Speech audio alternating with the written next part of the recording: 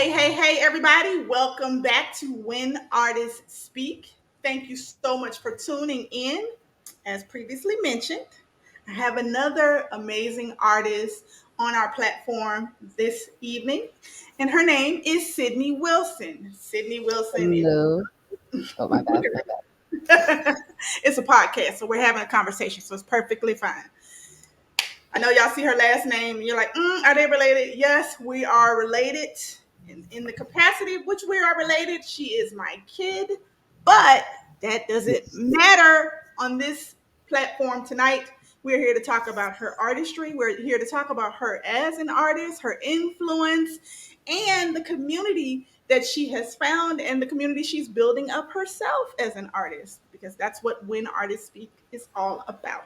So, Mm. we're going to get right into it and let Sydney tell you a little bit about herself, and then we're going to start talking. So, Sydney, the floor is yours. Okay. Hello, everybody. I am Sydney Wilson, and also known as Sydney Wilson Art on Instagram.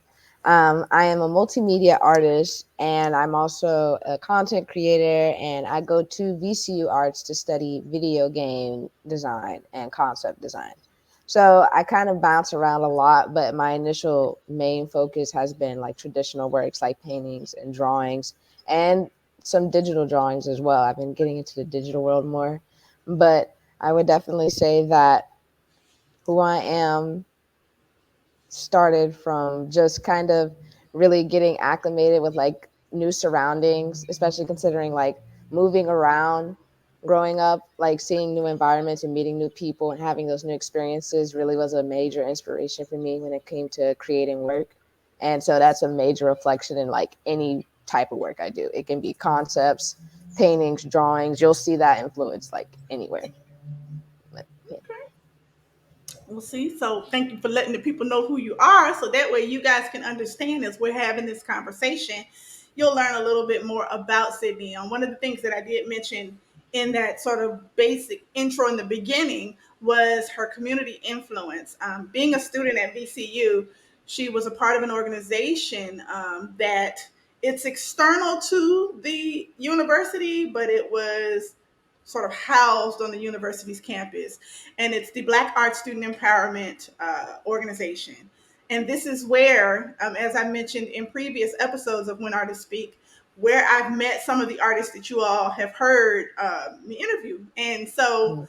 and they all have these various competencies. And so, Sydney, even though she's my kid, her artistry, it evolved, and it was inspiring and encouraging even for us, just to see her kind of take something that you think, oh, this is a hobby, and it literally became a passion that morphed into one of her many purposes.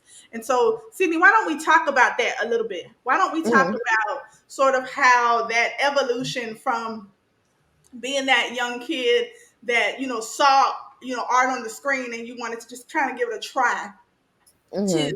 evolving into who you are today, and you're a young adult, and you're still growing, and you're still finding your way. But can we talk about that journey from then until now? Yes. I would say that journey honestly was like a very good spark in a sense of like growing up, we would just have like the family computer, and then I would like get some composition paper and like trace just like some cartoons and stuff on there. And it was just like, honestly, it was just like a fun little relaxing thing at first. Like it gave a really good sense of like accomplishing a goal or like setting things out. And I feel like doing that helped me like establish a level of like patience, like with myself and a lot of things like just in general in life.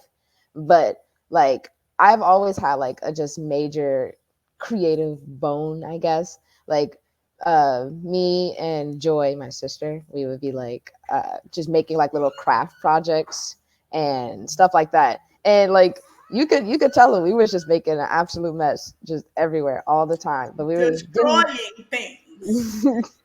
We did not Destroying care.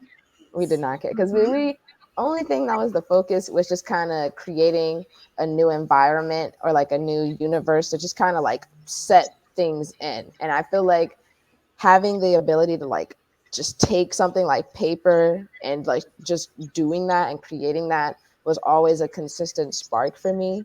Like, and even to this day, like having the ability to like express things and like create stuff that's visually in my mind has always just been a major inspiration for how I like carry about things. And just now it's just like I collect what's going on around me, like the people, the events and stuff, and I just kind of let that kind of channel through me too. So definitely like growing up, having, I would say like going outside and like sitting in, drawing in the little notebook, kind of just getting lost in my own world definitely was very helpful in like keeping that consistent like level, because there'll be times where like, like art burnout is very real. Like being tired and not always feeling like doing art, that's something that happens all the time. And I've taken breaks. Like there was a point in time where like I wasn't taking like any art classes or anything like that in like middle school, but like I always came back to it regardless.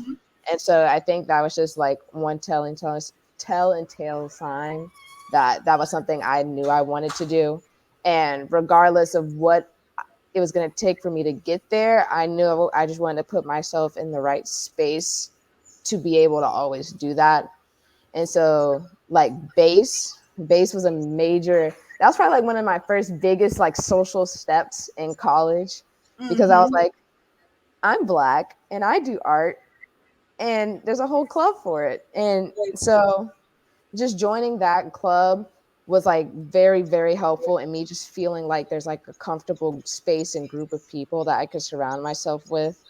And it kind of also just really helped with like my confidence and how I wanted to express and tell my work as I well. can attest to that though, because you know you're it's hard to describe. I know there's a term for it. They call it an ambivert, where you're an introvert and an extrovert, and it's sort of tailored to whatever the experience that you're having or wherever you are in that moment. Hmm. But you have more of an extroverted personality. Like you have that introverted personality from your father, where you need that time to recharge. You can't do a whole Yeah. lot of people in all day. However, but you have that extrovert side from me, where you can at least engage and you can let the personality of who you are come out, and you can Hmm. extend yourself to people. And so I can attest to the fact that when became a part of base and you found a community, that the character and confidence of who you are begin to come out more. So what Yeah. we may see of you and your family, because with family, they'll be like, "Oh my God, you are the greatest person in the world." However, I do understand it myself, from my own creative space, how challenging it can be when because family's gonna tell you, "Oh, that poem is really good." Hmm. But it does something different when you're able to present what you have, even if it's on a small scale, to a community that'll really, number one, give you a critique to help you be a better person or a better artist, but Hmm. also kind of give you that affirmation that family gives you. Because it's not that you don't believe your family, but Yeah, it's but they're never gonna be like, you're never gonna be like, "Now that's trash," yeah. because Yeah. so I can attest to that. And I definitely think that it really is important that you find the spaces that will cultivate your gifts and your talents. And Hmm. cultivation doesn't always look like, oh, people are telling you how great you are. Cultivation sometimes comes in criticism. So Yes. have to you have to be able to have safe people that you can trust, that when they give you criticism, constructive or any kind, it doesn't you don't take offense. Hmm. So, I had a teacher. I still remember him to this day. His name was Ryan Laterio. He was my first drawing teacher when I got to college. And the first assignment we had in his class was to watch the 80s Karate Kid movie. mhm, I think it came out in the 80s. I don't know. it But the did. first one, yeah. Hmm. And I was like, what does this have to do with drawing? Like, what? And he was like, yeah, watch this movie and write a 2-paragraph essay. And we're like, okay. And then we came in the next class and he was talking about how he wanted to break down like the fundamentals of what like Oh my gosh, I cannot remember his name. The master, the guy that was Mr. teaching you. Miyagi. Yes, yes, yes. Mr. Miyagi. He was like, did you pay attention to like the small things he was doing with like how he had them putting the jacket up and doing the cleanings and stuff? And he was like, that's basically what we're going to be doing all year. And we were like, what do you mean by that? And like for like the first like 2 weeks, we were doing nothing but like shading horizontally on like 18 by 24 paper. All we could do is just shade side by side and just fill the whole entire paper. And we were doing that for like, and it's like a 3 hour class. So the whole class, we're just doing that. And he he was so like he was very very real about his criticism. Like people were like leaving the class. Like it got to the point where like he like it was like a level of like rigor that I haven't like I deeply appreciate criticism. I appreciate people that are like trying to like be like this is what you could be doing to improve. Not just like this sucks, but like So, this is what's wrong. This is what is not being communicated and this is how you can fix it. But he just did it in a way where it's like he could see the smallest detail. Like he could notice like how long ago you drew on the paper, like by looking at the graphite strokes. So it was like I remember he told me during our final, we had a charcoal final and I did a self-portrait and he came up to me and he was like, you honestly are very, very talented and have a lot of potential, but you need to believe that for yourself and you need to not wait until the last minute. Like he's like, imagine if you like took that amount of time and was patient and trusted yourself through that whole process from the very beginning, what type of work you could have now. And he was just very blunt and very real and like that type of like that level of honesty was like the type of teacher I was like constantly looking for just throughout college because like those type of teachers like they they were really like shaping me very mm-hmm, well. Like it was like I was getting the information I needed and it wasn't like my hand was being held.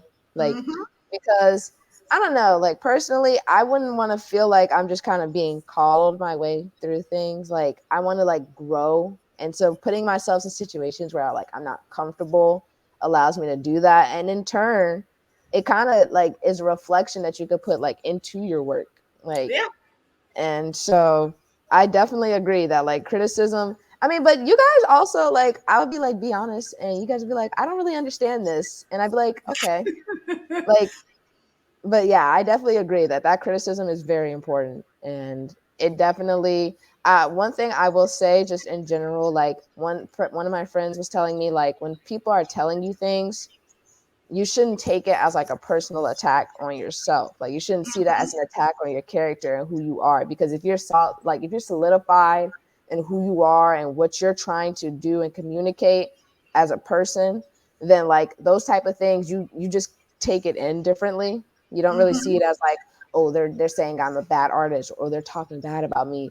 You just see it more as like, okay, I understand, I see what you mean. And like you see it as them trying to actually help you grow in whatever you're trying to do, and so that's one thing that's also just been helping me, especially with criticism, because I'm not gonna take it personal as an artist because I know I'm growing and learning every day.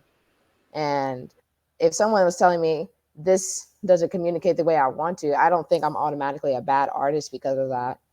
And so I feel like yeah, that definitely is one thing that I feel like a lot of people really have to take in because being in art school especially, there's going to be people that don't agree with how you do your work, Mm-hmm. and you got to like stand firm in like what you're doing and why you're doing it while also taking in the things they're saying, because sometimes people can say things that are actually really beneficial to our work and what we're trying to say.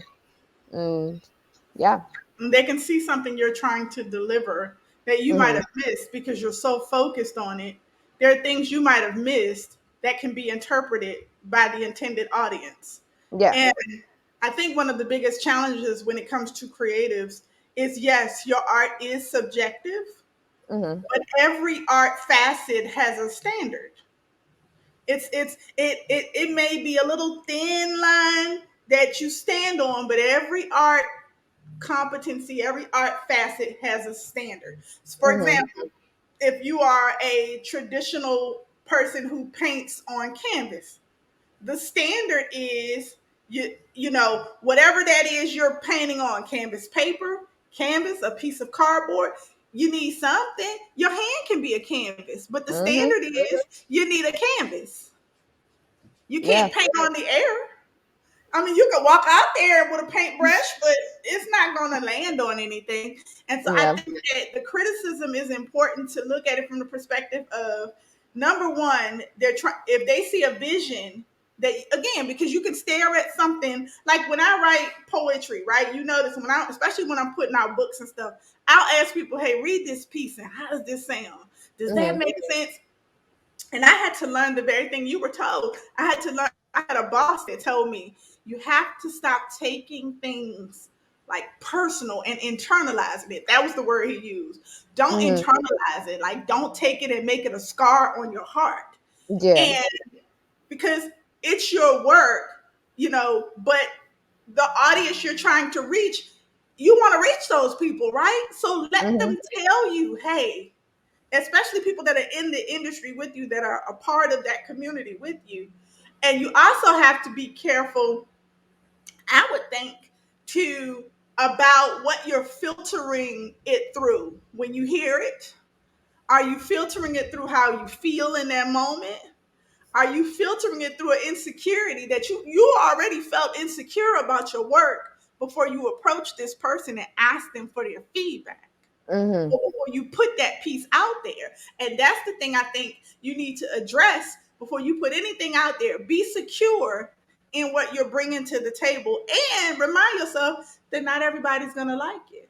Yeah. And not everyone's opinion is what you're going to want to hear either. And if not, then you just take it as like, I appreciate your insight and what you're trying to say, Mhm. but I have a different vision of what I'm trying to communicate. And that's just how it is. Like, it's And not that's like it. your work is automatically bad because some person was like, you should put purple here instead of orange. Like, that doesn't matter. It's like, I give a prime example as we segue into sharing some of your stuff on social media.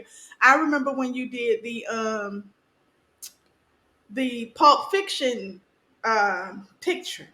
oh, And yes. I'm gonna see if I can try to find it on social media when we share this your screen. But I remember when you did that, and because of our faith and because of how passionate I can be about it, I do encounter people that are just overly religious. It's just a ridiculous thing. I call them super saints. And so if you listening, don't inbox me because I don't have time for this today. Thank you. But I remember when you painted that picture and I got this inbox and it was like, I'm gonna pray for you and your family because I feel like eye gates and ear gates are opening. And she screenshotted your picture, and I was like, "Isn't it beautiful?" And I got blocked. She blocked me. She didn't know me personally. That's another thing. Keyboard gangsters, they don't know you. They be in your business.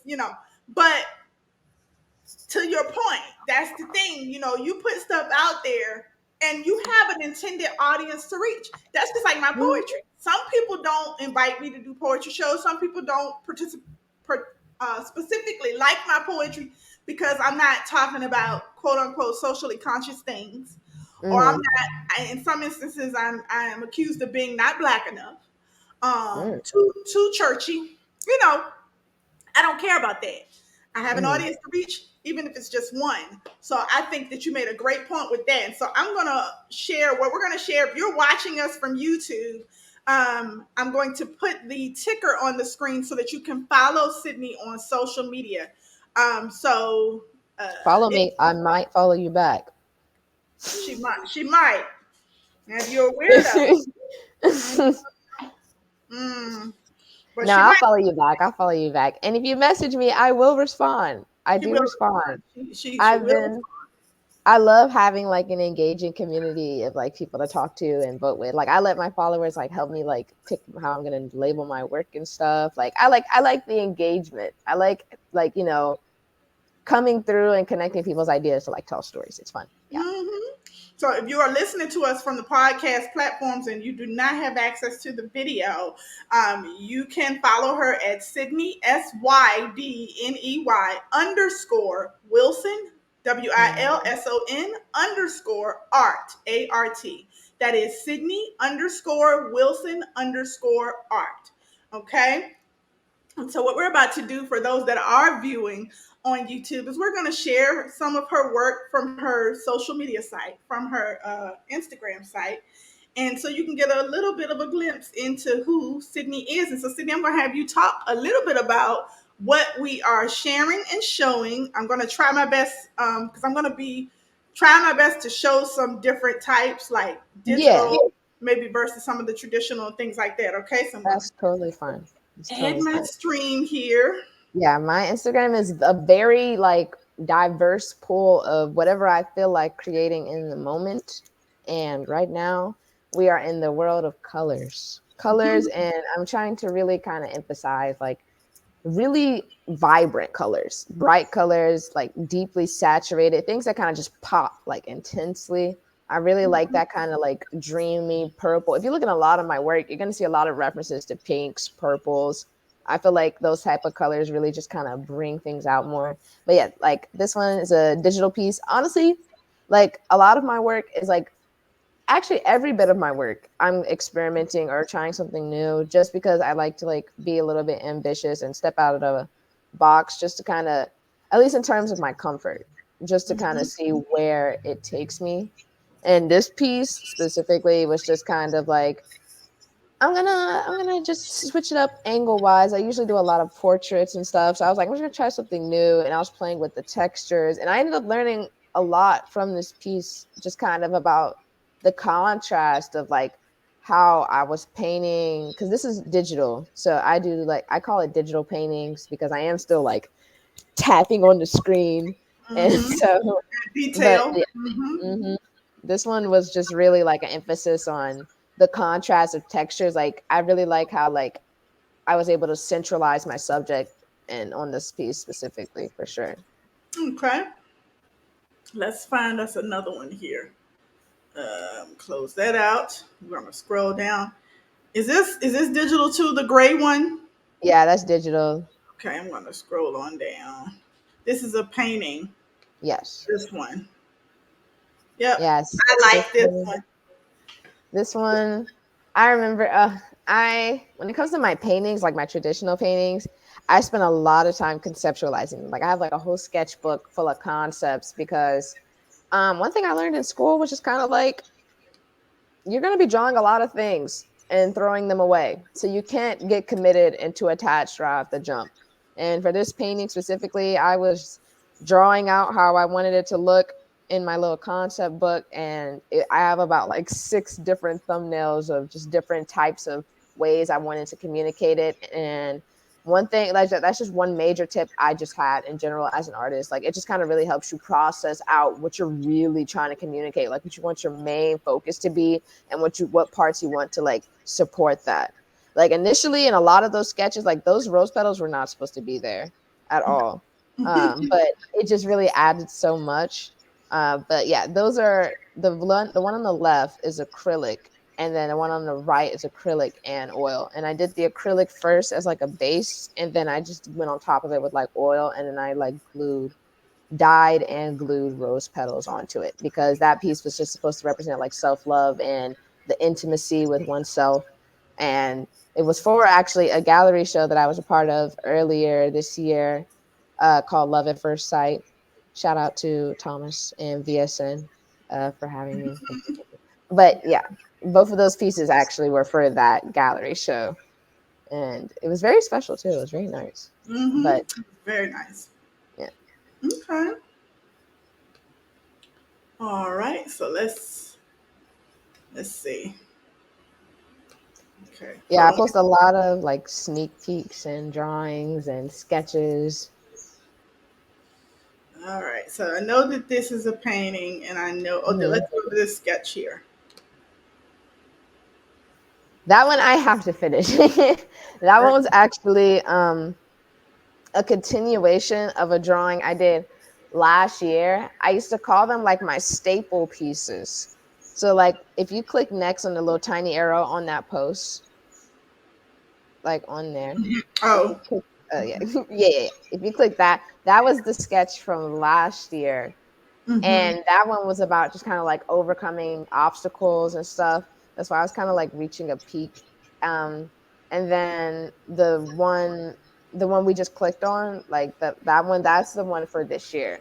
And that one was just kind of like following up on that.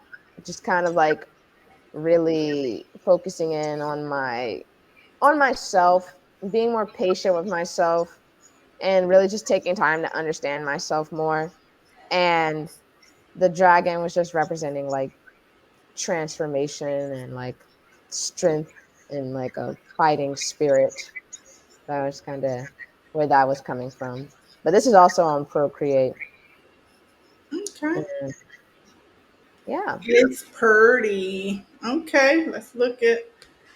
Let's see. We're gonna scroll on down. Ah, this is a nice collage. Yeah, it was my end of the year collage. So all the paint pieces I did in 2022, Mm-hmm. and it Mm-hmm. really like it's crazy to look back on. Yeah, I think I put some honorable mentions in there because oh wait, no, that was the year before that. So that was this is 2021, and then the one we just saw is 2022, Mm-hmm. and yeah, and then those are just more stuff from 2022. But like I love little recaps because it kind of just makes you like look back. Like each piece, that's one of Mm-hmm. my favorite things. Like each drawing I do, I remember specifically like what time of the year I did it, like what I was feeling while doing it. And I feel like that's just so important to me because I have terrible memory. And so looking back at like art pieces, it'll be like, oh, I remember this or oh, I remember that. So it's almost like a breath of fresh air every time I work on something. It's a good motivator. Hmm. So, one other, we're going to share another site. So, Sydney does have a website that she does need to update, but we're Yes. just going to share this and we'll put it in the description. So, when you click on it, know that it will be updated. It still Okay? looks good. It It still looks still looks good, good. but it needs an update. So, don't come for her. She, Yeah, I'm she's very working on it. very selective of how I'm going to present it, but that's still no excuse. It's gonna get there. But for right now, I'm not mad at it. I'm not mad at it. Everything that's there is there. I do have like printing things or ways to contact me. I got all my social medias up at the top, and yeah, it's all there though. It is all there. You So click yeah, on so if any you of are it. not a social media person and you prefer a website, we will put the link to her website. You can see some of the pieces that you we shared on social media. You'll be able to see some of those things, and so yeah, so that's this is her site. But like I said, we will put it in the chat for YouTube. And for the folks that are on the podcast platform, the website is sydneywilsonart.myportfolio.com. Okay? sydneywilsonart.myportfolio.com. Okay? And if you're on Instagram and you're trying to get to my website, it's also like a link in my bio that has like the link tree that has links to all the sites and social media things as well. Mm-hmm. So it's All right. everywhere. Free access, left and It's right. everywhere. And so for everybody that I can say this, I can say this just from the experiences I've had with some of the artists from base and watching your journey unfold, that there is hope for the future as far as creativity. As you know, a lot of things are being rebooted and refurbished. You see more people coming out doing covers of songs than you see more people coming out with original songs, and it can be a little bit discouraging when it comes to originality.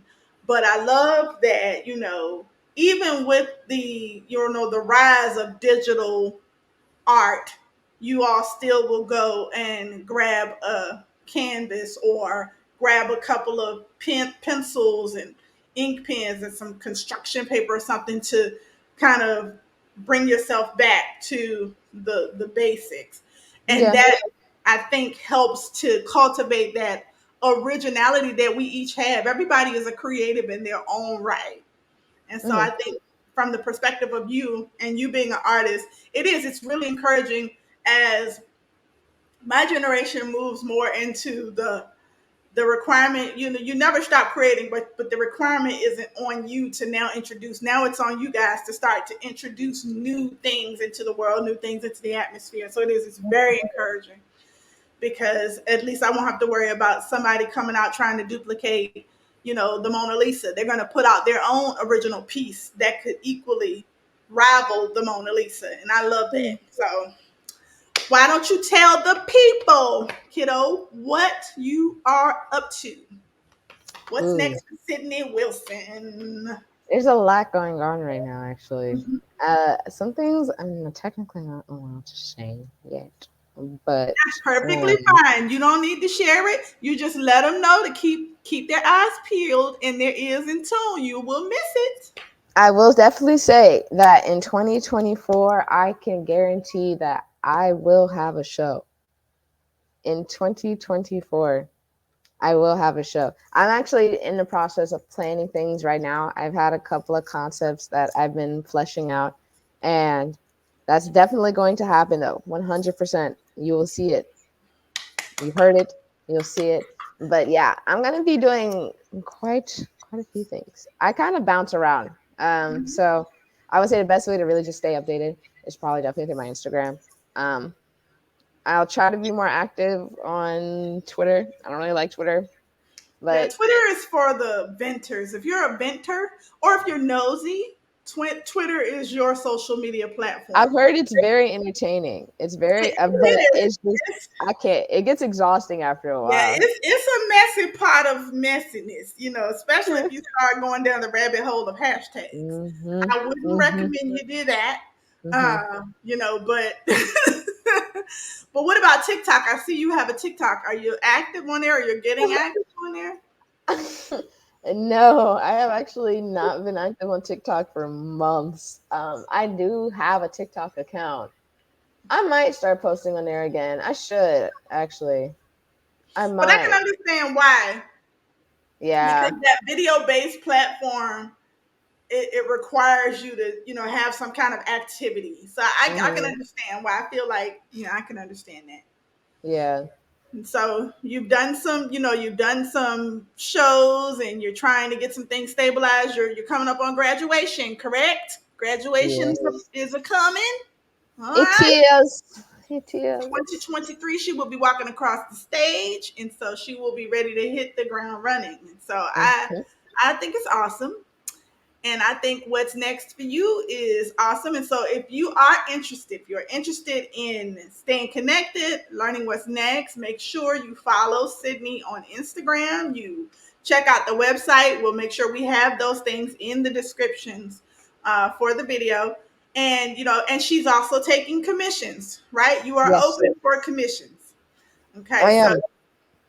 all right, so we'll Mhm. make sure to have your email address for people to get in contact with you for that.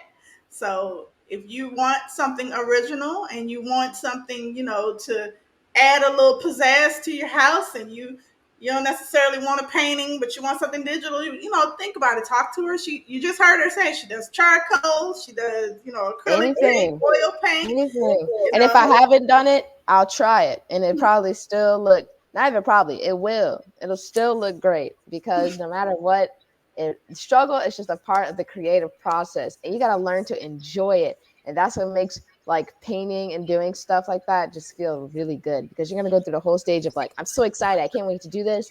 And then you're going to be like, I'm not sure if I want to do this. And you're like, this sucks. Do I even do art? And then you're going to be like, I think I do. And then it just comes full circle. And then you're like, this is amazing. I knew I shouldn't have, like, I'm glad I stayed with it. Just stay with it. Even if on days Mhm. you're like, I don't really feel like it, just do it. Do it because Consistency you'll is thank key. yourself. You will thank Mhm. yourself later.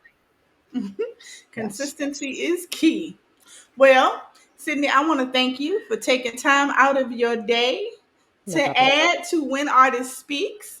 And if you've taken the time to listen to this or watch this and you like to share your feedback, please, by all means, share your feedback. This is showing on the Simply Stacy Poetry YouTube channel. So if you like what you are seeing and you like what you are hearing, like, comment, and subscribe. We do welcome comments Mhm. as long as they are respectful. They get disrespectful, I can get disrespectful too. But we Um, won't, because we will take the higher road. that's the future generation talking. I, however, cannot stand by that. Don't be disrespectful. Thanks. But no, if you are subscribing to our podcast platforms, you know we're going to be all across all podcast platforms that will allow us to be.